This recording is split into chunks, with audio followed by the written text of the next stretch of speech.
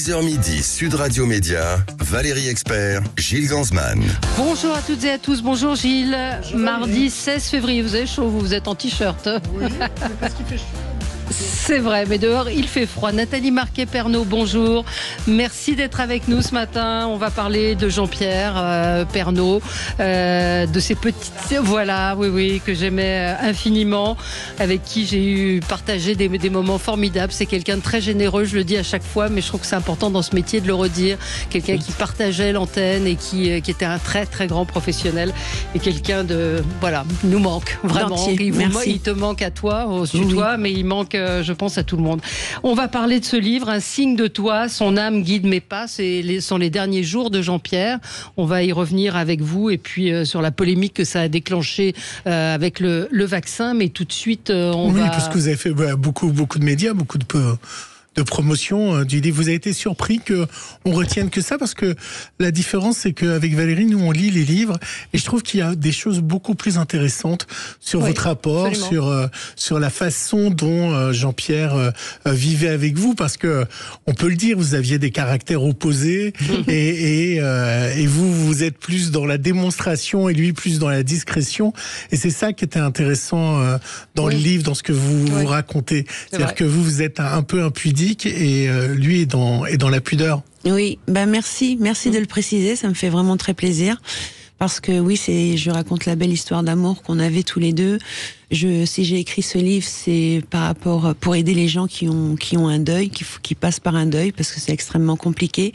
Et justement, j'ai voulu, pour les Français, pour son public, dire ce qui s'est réellement passé à la fin. Et justement, une petite chose que j'avais précisée, oui, il n'est pas mort du cancer, c'est parce que, si je l'ai précisé, c'est parce qu'il avait osé en parler. Oui.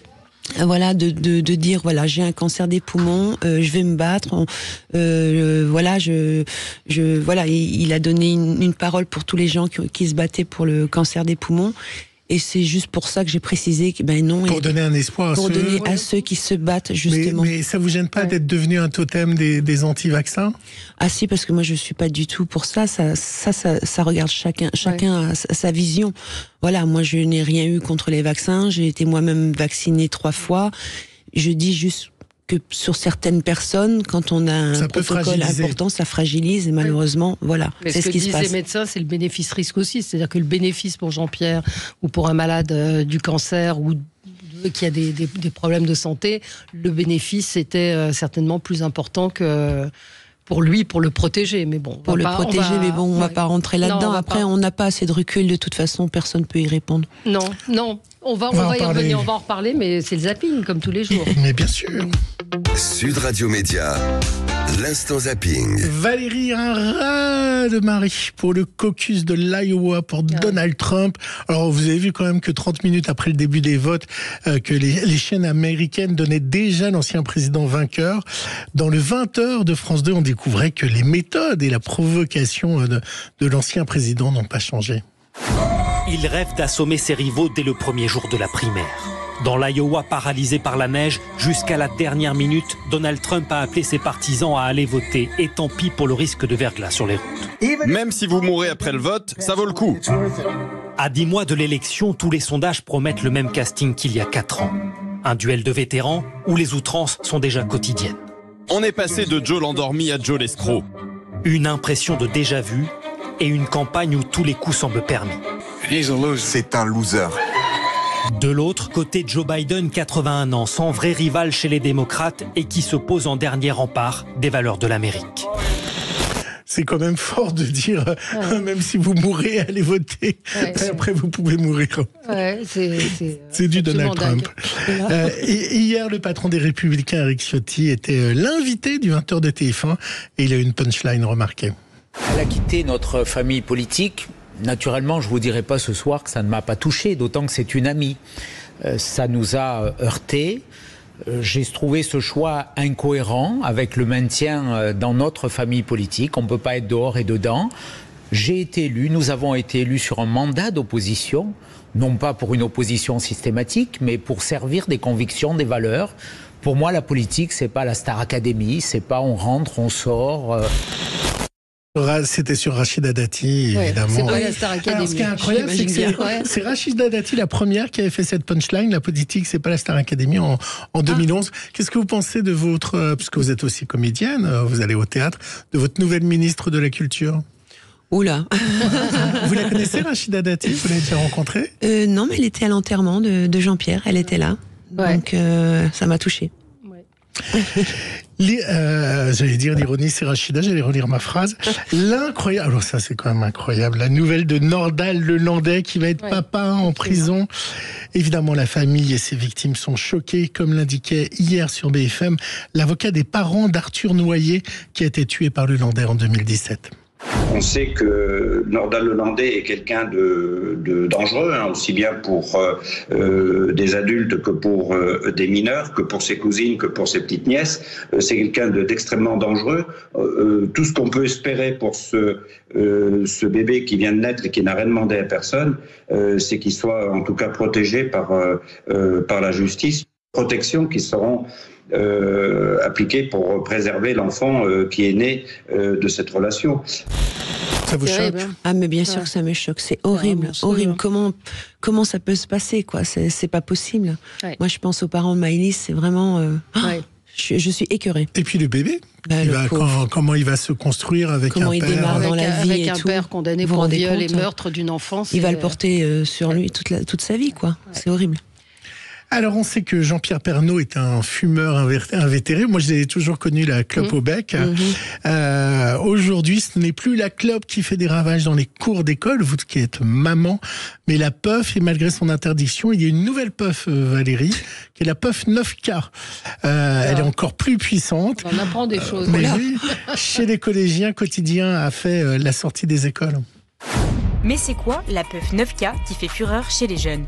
Avec 9000 bouffées dans seulement une seule cigarette électronique, elle détrône la petite puff classique.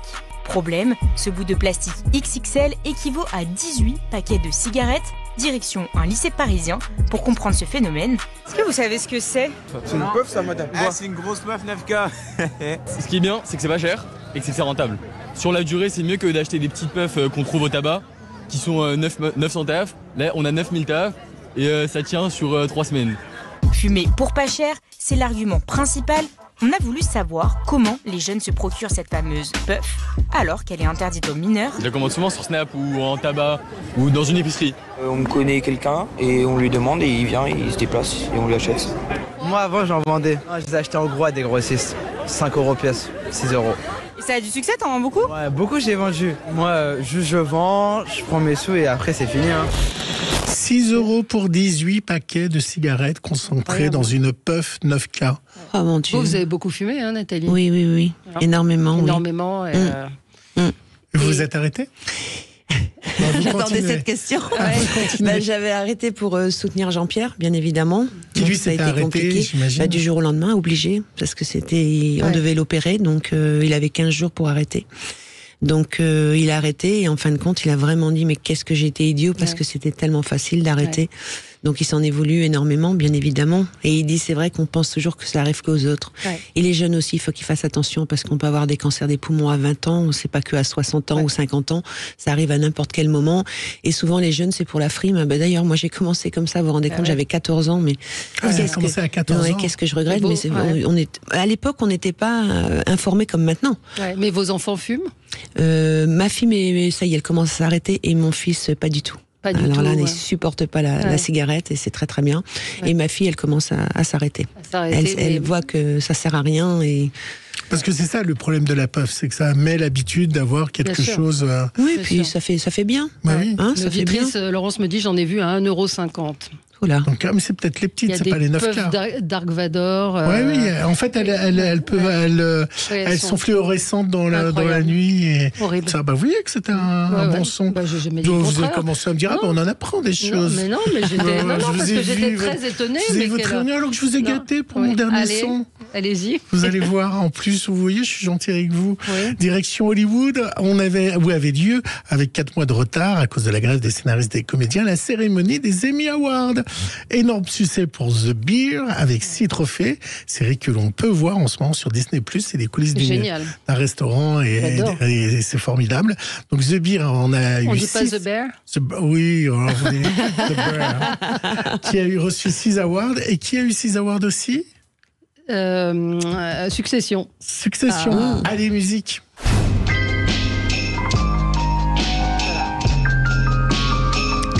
C'est ma sonnerie de portable, je dois vous le dire. J'adore cette musique. Et un auditeur me dit, vous avez loupé les 80 ans de Françoise Hardy. C'était hier. C'était hier. Et ouais. Mais ça n'a pas été médiatisé. Non. Je ne l'ai pas vu dans... Non. Désolé, je fais un zapping, donc je récupère un peu les extraits, mais je ne l'ai pas vu, mais je l'aurais mis si Allez, on se retrouve dans un instant avec vous, Nathalie Marquet-Pernot, Un signe de toi, paru aux éditions Guy Trédaniel. Il y a beaucoup de gens ce matin qui vous écoutent sur les réseaux de Sud Radio. Et je précise, on a regardé ce matin que vous étiez déjà 10e des ventes, des meilleures ventes de livres. Ça prouve que ce que vous nous dites de Jean-Pierre intéresse et qu'il est toujours là, parce qu'à un moment dans le livre il disait de toute façon je vais mourir et plus personne se souviendra de moi. Non Jean-Pierre, on pense à toi. Oui, tout le temps. Allez, à tout de suite. Sud Radio, votre attention est notre plus belle récompense. Vous nous faites vivre les matchs, la façon que vous les commentez, que ce soit la Pro D2 ou le Top 14, c'est que du bonheur. Voyez, il n'y a pas besoin d'y voir avec vous, c'est comme si on y était, quoi. Voilà. Sud Radio, parlons vrai.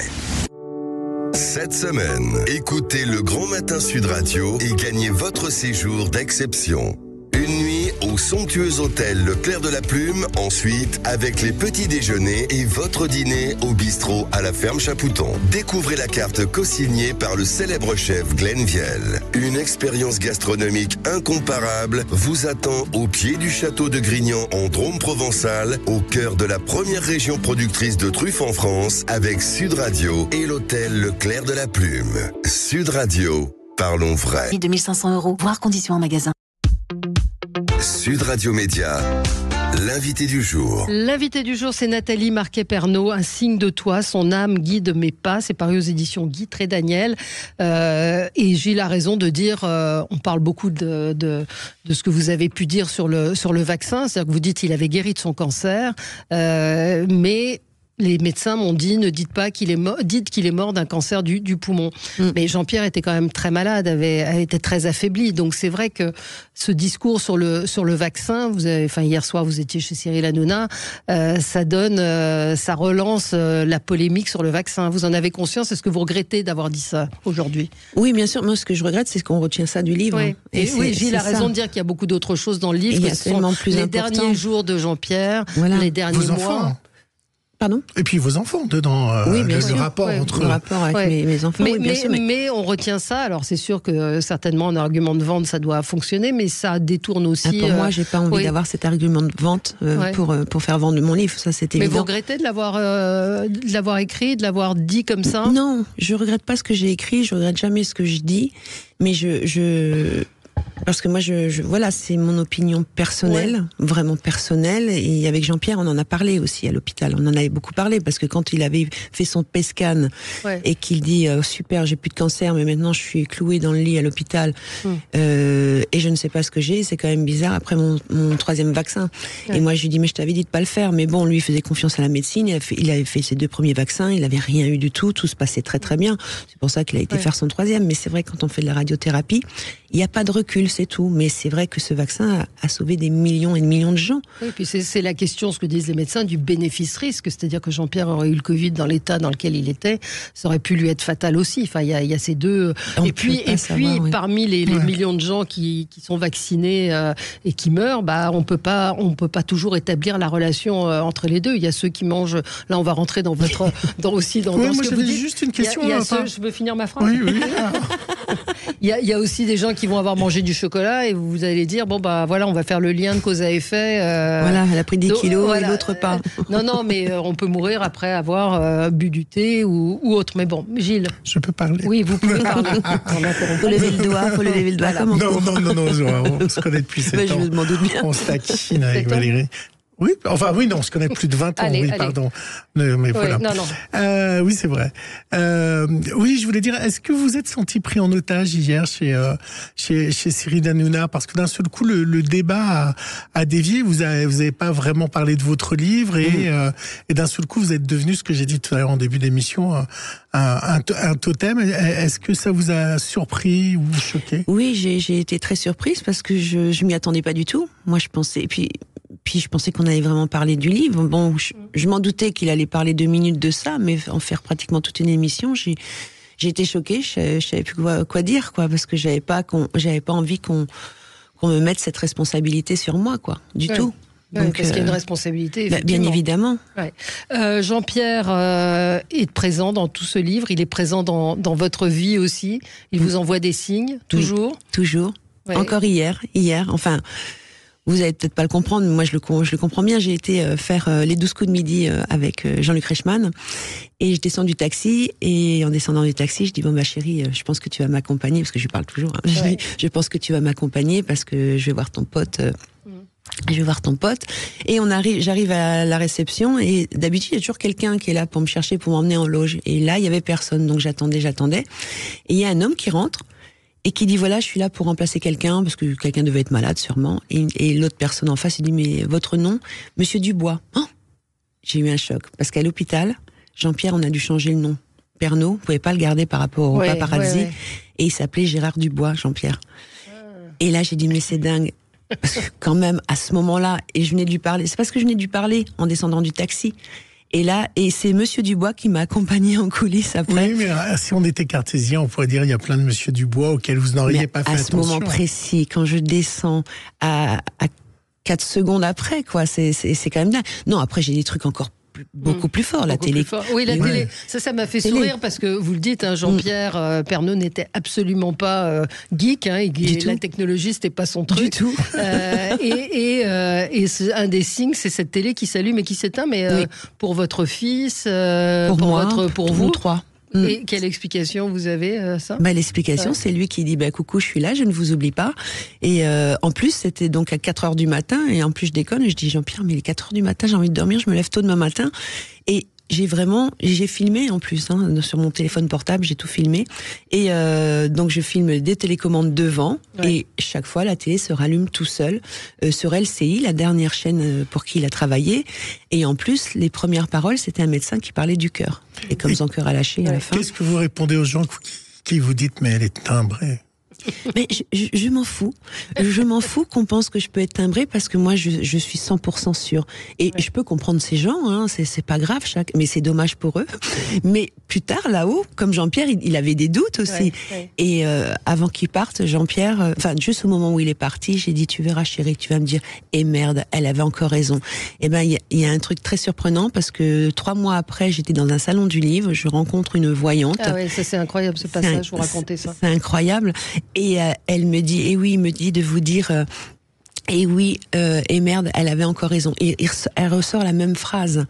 Donc c'est quand même fabuleux, et c'est des choses qui n'avaient pas été écrites, c'est des choses qui n'avaient pas été dites. Donc c'est là que je vois aussi quand les voyants sont bons aussi, c'est important parce que moi je suis quelqu'un de connu, donc on connaît tout sur ma vie, mais sur des détails comme ça, personne ne le sait. Ça veut dire que son âme est encore vivante? Oui, l'âme continue à vivre et l'âme revient après sur Terre, la réincarnation. Après, c'est moi qui pourrais être son mari, moi sa femme, ou sa fille, ou sa mère. Mais avant, il va m'attendre. À la fin du livre, il y a des photos d'ailleurs, des signes que vous dites voir, c'est-à-dire au petit déjeuner, le portrait de Jean-Pierre est accroché devant vous, et puis il y a un cœur au fond de votre tasse, ou un jour de pluie. Pareil, vous voyez des cœurs. Oui. Est-ce que là, pareil, Gilles a raison de dire, est-ce que certains ont envie de les voir ou pas? Est-ce que vous les voyez parce que vous les... Mais oui, mais c'est pour ça qu'il y a des gens qui disent, comment on fait pour voir des signes et je ne les vois pas?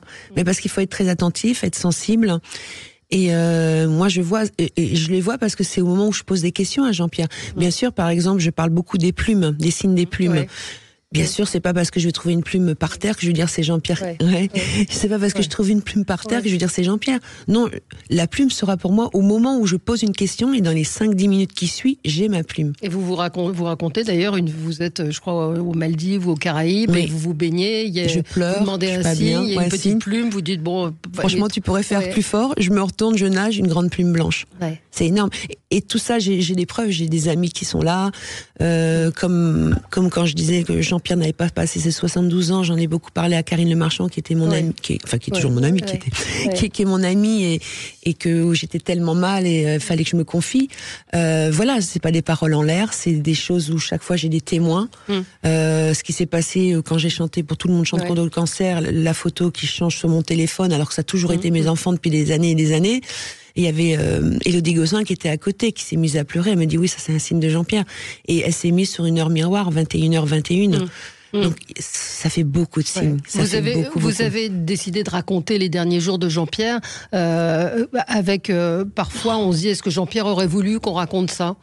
Est-ce que les moments où il est affaibli, où on comprend, parce que je ne savais pas qu'il y a des certainement à cause de l'AVC, du premier AVC qu'il a fait, où vous jouez au tarot, et où il joue au tarot depuis des années, et où il dit mais je peux poser une question, l'excuse c'est à quel moment, alors que c'est quand même le fondement même du jeu. Du tarot. Donc vous vous rendez compte qu'il y a un truc qui va pas. Donc est-ce que, un peu, je pense à l'affaire Delon, on n'est pas à ce niveau-là et ça n'a rien à voir, mais vous allez très loin dans les détails et dans l'intimité de Jean-Pierre. Oui, bien sûr, mais c'est parce que Jean-Pierre, déjà à l'hôpital, il me dit tu pourras écrire un livre, une suite à ton livre. Je sais pas, j'en sais rien, il faudra avoir du contenu et tout. Il me dit non, mais et puis il me regarde. Alors je rigole et je fais oui, parce que bien sûr tu vas me quitter. Je dis alors si tu me quittes, j'espère que tu me feras des signes. Et je sais que j'avais besoin de dire déjà pour moi et pour aider les gens. Et parce que pour son public qui est toujours présent et que c'est normal que voilà, moi je pense que il m'a toujours suivi Jean-Pierre, qu'il soit d'accord ou pas d'accord, il m'a toujours suivi. Il avait un amour fou pour vous. Je me souviens je me souviens de moments avec lui et il a accepté des choses qu'il n'aurait pas accepté. Ce que je disais au début, c'est l'impudeur et. Mais c'est comme ça que ça fonctionne un couple. Mais il avait un amour fou pour vous, vraiment. Pour en avoir parlé avec lui, c'était quelqu'un qui était passionné, entier et qui avait cet amour totalement fou pour vous. Vous avez eu deux beaux enfants. Comment ils ont réagi à la lecture du livre? Ils l'ont pas lu. Ils l'ont pas lu encore, parce qu'ils savent déjà tout, je pense. Parce que je dis, vous voulez pas lire le livre? Alors ma fille, elle a failli là pendant les vacances, et après elle a fait autre chose. Et elle m'a dit, de toute façon, maman, on connaît tout. On connaît tout. On sait tout. Je dis mais quand même, ce serait sympa que vous le lisiez. Oui. Mais ils savent tout. Et les aînés de Jean-Pierre, vous êtes toujours en contact avec eux? Oui, ça se passe très très bien avec Julia et Olivier. D'ailleurs, la dernière fois que je les ai vus, c'était pour l'anniversaire de mon fils, le 5 décembre. Et on a fait une surprise pour Tom. Et c'était très mignon parce que Julia est venue d'Amiens pour fêter les 20 ans de Tom. Donc on était tous réunis et ça a fait énormément plaisir à Tom. En lisant le livre, je me suis posé la question à force de voir des signes et d'être en permanence avec lui, vous racontez que vous lui parlez beaucoup, est-ce que tout ça vous empêche pas de faire le deuil? Non, ça m'empêche pas de faire le deuil, parce que déjà de ce deuil-là... Parce qu'avec tout ça, il est vivant. Oui, mais pour moi, il est vivant.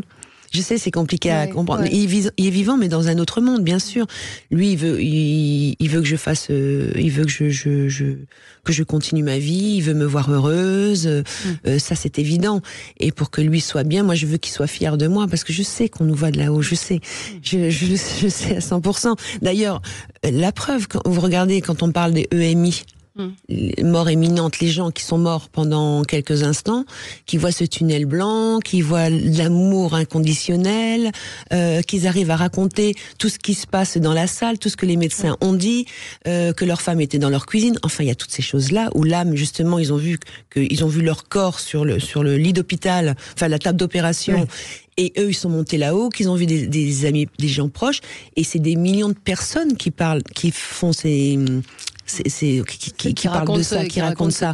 Donc, il y a aussi quelque chose. Mais ça ne vous empêche pas de poursuivre votre vie, de refaire... Alors je sais, c'est toujours la question de refaire ma vie. Je sais, c'est toujours cette question. Moi, pour l'instant, j'en ai vraiment pas envie. Je suis vraiment sincère là-dessus. J'ai vraiment pas envie. Et puis, avant qu'il y en ait un qui arrive à la cheville de Jean-Pierre, il va falloir qu'il s'accroche. Ce que dit Laetitia Hallyday avec Johnny. On va marquer une pause et on continue avec vous, Nathalie Marquet-Pernot. À tout de suite. Sud Radio, le 10h midi média. Valérie Expert, Sud Radio, le supplément média. Le supplément média avec Nathalie Marquet-Pernot, un signe de toi, son âme guide mes pas, chez Guide Trédaniel éditeur. Vous racontez dans ce livre les derniers jours, les derniers moments de Jean-Pierre Pernot, puis avec des épisodes de votre vie. Vous racontez pourquoi le choix du cimetière à Louvciennes. Il y a beaucoup de choses. Et puis cette force que vous avez eue d'être à côté de lui, de lui donner, de lui insuffler cette énergie dont il avait besoin. Il n'a jamais baissé les bras, même s'il y a des moments où c'était difficile. Mais il était extrêmement fort. Et d'ailleurs, j'étais vachement surprise parce que sur ce point-là, il avait vachement changé. Parce qu'avant, dès qu'il avait un mal de crâne ou un petit rhume, il se plaignait. Il me dit, je suis pas bien, je dois avoir 39 de fièvre, je suis pas bien. Je fais, non, tu vas bien, tu as juste 38, tout va bien, tu vas prendre un aspirine et voilà. Et là, par contre, non, il montrait toujours un sourire, qu'il était fort. Il voulait pas que je reste auprès de lui. Il me disait, non, mais t'as rien à faire ici à l'hôpital. Parce que moi, j'avais annulé mes dates de tournée. Il me dit, mais non, il faut pas annuler ça, il faut que tu vois autre chose. Enfin, il arrêtait pas de penser à moi pour que je sorte de l'hôpital, pour que je vois autre chose. Et non, je lui dis, ma place est auprès de toi, et toi, t'es bien là. Donc il me dit, oui, mais tu sais, je dors beaucoup et tout. Je dis, c'est pas grave, je vais me regarder un petit film sur Netflix, et c'est pas grave. Il a vu la mort arriver? Je pense, oui. Je pense... déjà, avant l'opération du cœur, les médecins lui ont dit, Monsieur Pernot, pendant l'opération, parce qu'il fallait changer la valve du cœur, vous risquez de faire un AVC, donc qu'est-ce qu'on fait? Donc moi je lui ai dit, c'est simple, moi j'ai toujours dit en déconnant avec toi, comme tu avais 18 ans de plus que moi, un jour je te pousserai en chaise roulante, c'est le moment, je vais te prouver que je pourrais te pousser en chaise roulante. Et là, Jean-Pierre, il me touche le bras, il me dit, tu laisseras faire les médecins. Ils savent ce qu'il faut faire. Donc, c'est vrai qu'avant cette opération, on savait pas. Oui, quelle serait l'issue, parce qu'il avait quand même il a eu beaucoup de pathologies, des choses compliquées, emphysème, il avait le cœur fragile, le poumon en moins, donc c'est vrai que... Et vous n'avez pas pu lui dire au revoir? Non, au revoir comme j'aurais voulu, parce que là, bien sûr, je l'ai embrassé avant l'opération, c'est pas là qu'il est parti, c'est après, à peine une semaine, ça s'est dégénéré. Alors que juste la veille avant l'opération, on a fêté notre anniversaire de fiançailles, on a bien déconné, je trouvais qu'il était un peu mieux en forme à ce moment-là. Vous avez fait une petite vidéo. Ouais, et puis il respirait mieux, moins essoufflé, j'ai trouvé qu'il allait mieux, donc je dis, tant mieux, comme ça il est prêt pour l'opération. Et puis l'opération s'est très très bien passée. Ouais. Ça a été un des premiers à être extubé, donc c'est extubé, ouais. Un des premiers par rapport à des jeunes qui se trouvaient à l'hôpital. Donc il avait une force inouïe, il se raccrochait à la vie. Et quand je suis rentrée à l'hôpital, quand je l'ai vu, et je dis waouh, t'es un warrior, bravo mon chéri et tout. Et là il me fait un signe. Et là je pense que dans son regard j'ai compris que ça passera pas. Ouais. Et oui, j'ai pas eu le temps de lui dire au revoir parce que Enfin, on avait des doutes. Justement, vous voyez, moi aussi j'ai eu... Parce qu'à ce moment-là, Jean-Pierre, il commande... On dit toujours que les gens délirent, mais à ce moment-là, il délirait pas. Il était déjà, pour moi, un peu dans un autre monde. Ouais. Parce qu'il voyait des gens autres qui voyaient de l'invisible. Il dit, tu vois, cette personne-là, ce monsieur-là, Tom et Olivier vont l'adorer. Je dis, mais de quoi tu me parles, Jean-Pierre? Et après, tout de suite, j'ai dit, aïe, aïe, aïe. Ouais. Je dis, mais oui, il est sympa et tout. Donc, je rentrais dans son jeu. Vous savez, à l'époque, il y avait plein de gens, on enfermait parce qu'on disait qu'ils étaient fous. Mais ils étaient pas fous, les gens. C'est parce qu'ils voyaient des choses que nous, on voit pas. Donc, voilà, ça aussi, ça prouve pour que Jean-Pierre, et d'ailleurs, à ce moment-là, ils avaient fait c'est là qu'ils ont dit, on va faire un IRM parce qu'on trouve qu'il délire. Et donc, il y a eu beaucoup de médecins auprès de lui, et malheureusement, j'ai pas pu lui dire au revoir comme je voulais, j'ai juste pu lui embrasser ses bras, ses pieds, pardon. Les pieds, ses pieds, et je dis, chérie, je viens demain, parce qu'ils ont insisté pour que je rentre. Je comprends les médecins, c'était des valises sous les yeux que j'avais, j'étais là tous les jours et tout, puis je me suis dit, il va faire un IRM, c'est pas trop grave, mais en même temps, j'étais triste parce que je sais qu'il avait très peur des IRM, il supportait pas, je me moquais toujours de lui avec ça. Il fallait toujours que je sois derrière la porte de l'IRM, ce que je faisais quand je l'accompagnais pour le rassurer. Donc les médecins, ils étaient adorables, ils me fait, oui, s'il fait une crise, vous pouvez entrer, voilà, enfin c'était gentil. Et là, il a eu une crise de panique pendant cette IRM et vous n'étiez pas là. Et j'étais pas là. La dernière, j'étais pas là. Et le cœur a lâché à ce moment-là? Non, pas du tout, pas du tout. Non, ils ont eu très peur, donc directement, Sur l'IRM, ils l'ont endormi directement pour pas qu'il fatigue son cœur. C'est ça. Et là, il ne s'est jamais réveillé. Il ne s'est jamais réveillé, absolument. Enfin, il n'est pas mort, on a dû... Non. Il y a eu après, un coma assez long. La vie après Jean-Pierre, c'est difficile. C'est compliqué. On en parlait hors antenne. Les gens, vous me dites, quand je les rencontre, ils me parlent tous de Jean-Pierre. Et puis, ils vous prennent dans les bras en ayant l'impression d'embrasser Jean-Pierre. Oui, c'est surprenant, c'est ce que je ressens. J'ai l'impression les gens pensent qu'il est en moi et ils ont un morceau de Jean-Pierre en me prenant dans leurs bras et je vois que ça les réconforte et c'est très touchant. Ouais. Très touchant. Et puis il y a autre chose qui est troublant, c'est Tom qui lui ressemble. Oui, c'est ce qu'on dit souvent. Oui. Ça vous fait bizarre ou pas ? Non, moi je le vois pas comme ça, moi, Tom. Ah oui, évidemment. Je vois mon bébé, c'est mon fils, et voilà. Mais il lui ressemble énormément. C'est ce qu'on me dit. On me dit ça, oui. Ouais. Donc vous avez participé, alors Gilles vous voulez vous en parler, à cette émission de télé-réalité, Les Traites, vous en parlez d'ailleurs dans le livre. Oui, une expérience extraordinaire. Ouais, raconte, pourquoi vous avez accepté ? Alors c'était aussi une anecdote facile et marrante, parce que encore un signe de Jean-Pierre, parce que au matin, je ne sais pas pourquoi... Je parle de cette émission. C'était au mois de décembre, donc c'était passé au mois d'août. Et au mois de décembre, je sais pas, j'ai un truc dans ma tête, je dis qu'est-ce que j'aimerais bien faire cette émission, ça devrait être très sympa et j'aimerais bien le faire avec Lou. Parce que c'est Lou qui m'a fait découvrir le jeu, parce que je ne connaissais pas. Lou du loup-garou, justement. Ouais.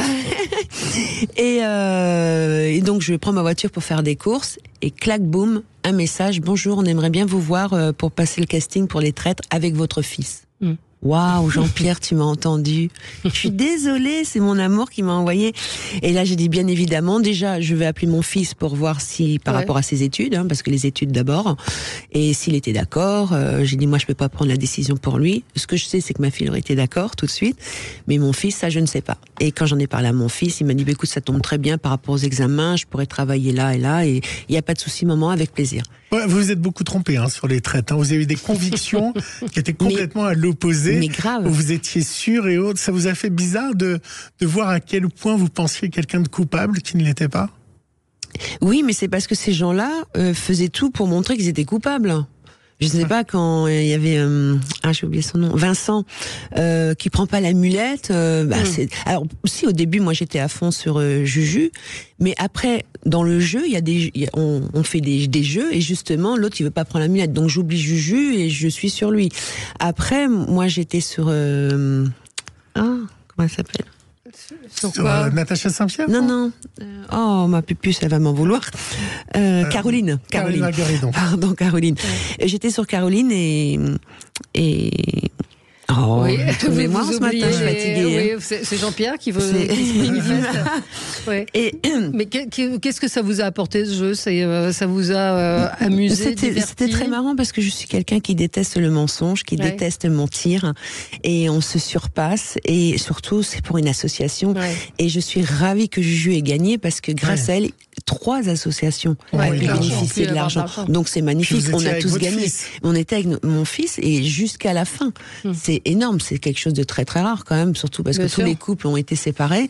Nous se retrouver tous les deux ensemble, waouh. Et oui, je me suis beaucoup trompée, mais la prod n'avait pas monté parce qu'il y avait un jeu de tarot. Et ça, vous pourrez demander à M6. Il y avait un jeu de tarot et je tirais surtout des cartes et j'ai dit, ce soir, c'est sûr qu'on trouve un traite. Ce soir, le traite, il va être comme ça. Et ça marchait. Et ça marchait et j'avais les bonnes réponses. Mais ça fait que tout change. C'est ça, ils sont très forts, les traites. C'est très fort comme émission. Est-ce que Jean-Pierre voulait que Tom et Lou deviennent célèbres ou pas, ou ça lui faisait peur? Parce que Tom a été très connu sur les réseaux sociaux. Plus Lou. Beaucoup plus Lou. Beaucoup plus Lou. Est-ce que ça, en tant que maman, ça vous fait peur, et est-ce qu'à Jean-Pierre, ça faisait peur? Non, ce qui faisait peur à Jean-Pierre, c'est les réseaux sociaux, parce qu'il détestait les réseaux sociaux. Ça le faisait peur. Mais en même temps, c'est leur génération. Il faut leur laisser dans la génération. Et après, de toute façon, Jean-Pierre était assez ouvert. J'ai dit, ils sont assez grands, ils sont assez responsables. C'est leur vie. On aurait pu dire quoi que ce soit, ils nous écoutent pas, les enfants. Oui, absolument. Ils ont leur caractère bien tremblé, comme leur père et leur mère. Ils ont envie d'être célèbres, ils ont envie d'être... Non, pas spécialement.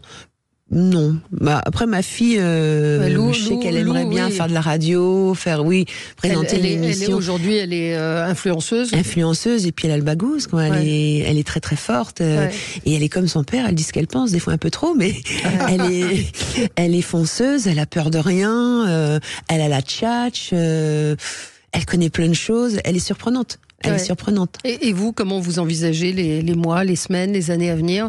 Vous vous laissez porter par la vie? Vous avez des envies de retourner au théâtre? Oui, moi, ça va se faire pour septembre 2024, 20 répétitions, et je serai sur planche au mois de décembre. Ça va être quoi? Ça va être momentanément décédé.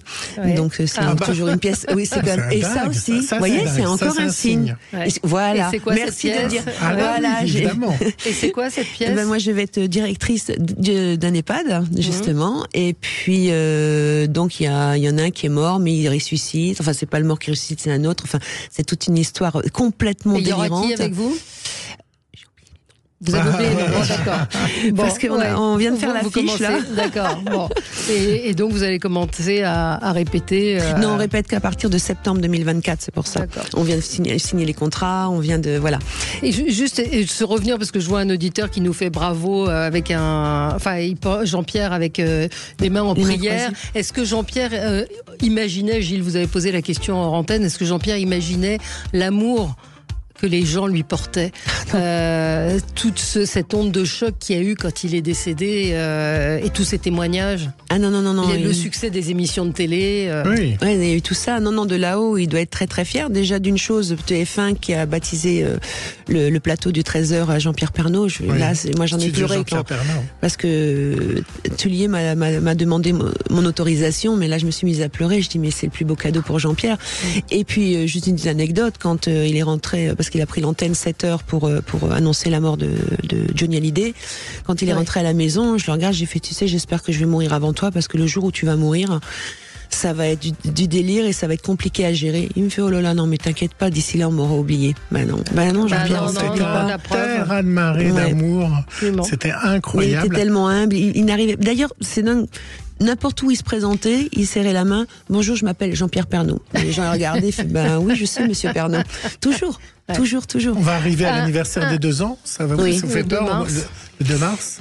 C'est comme on dit là-haut, c'est maintenant leur anniversaire. Ouais. C'est plus leur décès, c'est leur anniversaire. Bon.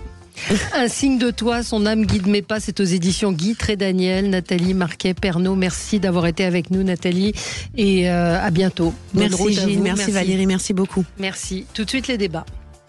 Sud Radio. Parlons vrai. Sud Radio. Parlons vrai. Ce week-end, le e-Trophée Andros est à Lens-en-Vercors. Dernière édition du e-Trophée Andros avec Sud Radio. Retrouvez les virtuoses de la glisse pour la plus grande course sur glace du monde. Toutes les infos sur trophéandros.com. Infos, résultats et le direct des courses en live streaming sur trophéandros.com. Le e-Trophée Andros, la plus grande course sur glace au monde, avec Sud Radio. Sud Radio Foix. 103.7. Sud Radio.